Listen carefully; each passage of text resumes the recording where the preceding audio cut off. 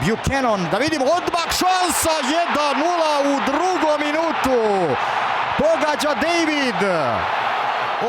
Izmjene sigurno, ali evo velike šanse i gol! Kramarić!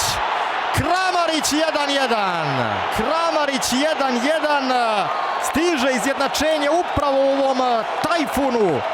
I opet Juranović kroz noge i kakav gol Livaje! Kakav dan Marka Livaje! Ponovo je savladao Borjana. Totalni šok i preokret. Dobra je, da vidimo, bit će šansa i pogađa Kramarić.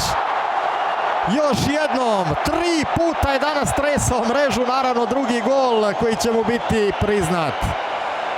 Da li je to to? Zicer, 2 na golmana, ide Oršić, ima Majera, poklanja mu gol, nesebični Oršić. Pogađa Lovre Majer i to je završetak u velikom stilu, 4:1.